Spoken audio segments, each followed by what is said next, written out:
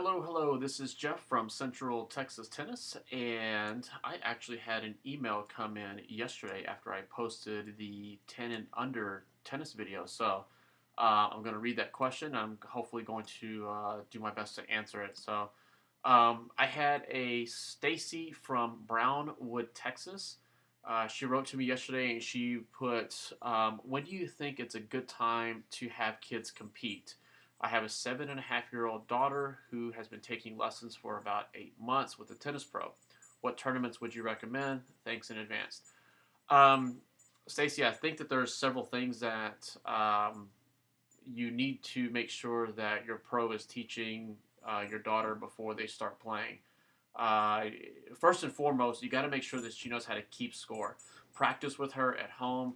Maybe draw it out on a piece of paper. And remember, utilize the 10 and under scoring format.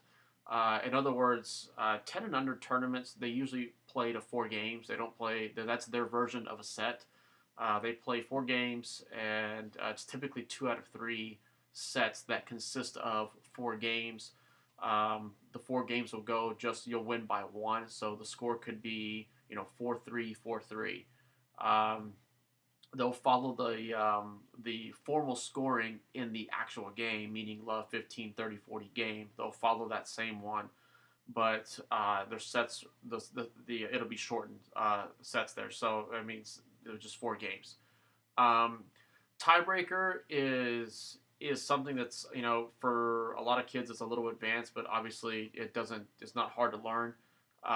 If they do get into a tiebreaker at the tournament level, I mean, simply ask somebody to help, and those of you who know me, I just step in and do it myself and just help the kids out if no one's around. Um, Obviously consult with the parent if they're there and say, hey, look, maybe we should come in and help them keep score with the tiebreaker. That's the one thing that I would recommend. Uh, the next thing, and I kind of wrote a couple things down for you. Technically on the court, just being able to rally and serve.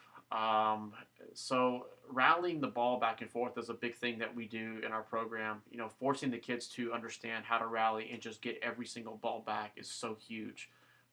This goes far beyond what a normal drill would be like. So, in other words, you can't just have a tennis pro feed you tennis ball or feed your daughter tennis balls and be working on forehands and backhands, for an hour straight. I mean, part of it is you want them to play live ball points, do rally drills. Once the kids are able to rally, that's a really good sign that they're pretty much ready to go and compete. I would say being able to rally a ball between 10 and 12 times back and forth. So what I mean by 10, 12 times is really ultimately going to be 6 times, but 10, 12 times, 5 to 6. So if you got one person, there's 1, 2, 3, 4, 5, 6. That's a good average to start. If they're able to go 1, 2, 3, 4, 5, 6, 7, 8, 9, 10, that's great. So a rally ball between 6 and 10, if they can get to 12, that's awesome. Have your pro work on rallying with them and make sure they get every ball back. So you're looking to average about I would say a good average between 6 to 10 balls each time. And then the last thing is going to be serving. I'm going to touch on one more thing in a second, but serving is such a huge thing for kids because I know a lot of pros, they will just say, hey, we just need to get the serve in, and they start the point from there. Um, I'm guilty of this. I know a lot of other instructors and pros out there are. Part of it is we want to get the kids competing and we want to get them experience in the 10 and under format. So a way to do that for us is just to simply teach the kids how to get the ball in play. This means that they're not really holding the correct grip. They're not really doing an Eastern or a continental grip for a serve. They're pancaking the ball over. They're using different grips like a semi-west or just a straight up, pancake Western. We're using a Western grip just to get the serve in play, which is fine. Like I said, it's okay in the beginning, but please keep in mind that you're going to see other kids that have been technically, taught to hit correct serves, or I should say better serves. So if the kids are able to get the ball in play consistently from the serve, that's a good indicator they're ready to start playing. and also rally. So rally, serve, scorekeeping. That will give you a great idea of and let you know how that they're ready to compete. Um, so the tournaments. On the USTA tournament site, which is a little complex to navigate around. If they've never played before, look for a format called Future Stars. Okay, this is a great format to start, or a great title of tournament to start kids in. A lot of them are going to say like challengers. They used to be called ZAT tournaments, so now they're called challengers. If they're starting off in tennis, and you know, and again, I don't know. I haven't seen your daughter play, so I don't know what the skill level is. But if just judging by what you've told me after 8 months, I would just start her playing Future Star tournaments. Future Star tournaments are an intro level tournaments for kids that are 10 and under. And they typically have a lot of volunteers helping them out with scoring, making sure they're on the correct side when they're serving, helping call lines. They are extremely good at doing that.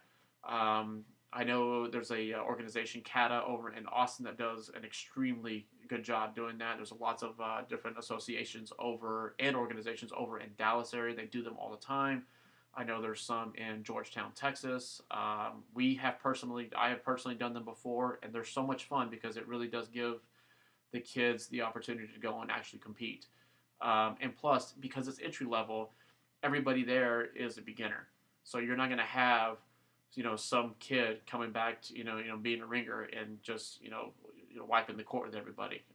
If you do have that, then, I would probably say something to the director, but hopefully that doesn't happen, and that's why those tournaments are set up the way they are. So, the last quick thing I want to touch on is the technique versus the simplicity of being able to play.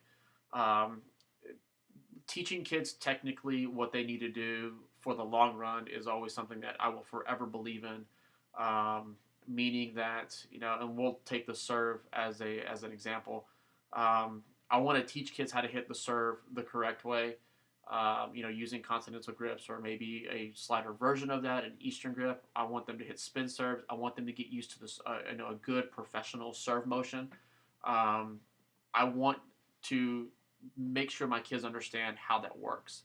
Um, and again, I would say I am very guilty of this, and I I have taught kids just to simply get the ball in play, just like from a pancake standpoint, because they're not quite ready to, they're not really understanding that continental grip and Eastern grip, and it's simply because they lack experience and they just need the time. So, over time, I mean, right now we're at 8 months, so I don't know technically where your daughter is, but within, a good year to a year and a half, I mean, they should be, all around a good technical player and understand how the grips work. So, um, and again, I don't know where your daughter is, and I think you just kind of have to take that, as you go along and you go and play these tournaments, and you will notice other kids. You're going to notice their serves are going to be different. Their serve motions will be different. So ask your tennis pro. Ask them and say, "Hey, is my daughter doing an Eastern or a continental serve?" And hopefully they answer yes. Or if they answer no, they'll be able to say, "We tried that. She's not quite ready yet, and we're going back to a pancake serve," which is fine too. But remember, the ultimate goal is to get the kids playing and doing it, enhancing them technically so that they have a great result and that they're getting better in tennis. So. Okay, hopefully this video helped you out, Stacy. Thank you so much for emailing me, and I really do appreciate everything you've said on our site. And keep those questions coming. So, Central Texas Tennis, we're on YouTube. We've got the Facebook and the website ctxtennis.com. I'll make sure and post this blog on there. So, thanks again. Hopefully this helped out, and we'll talk to everybody soon.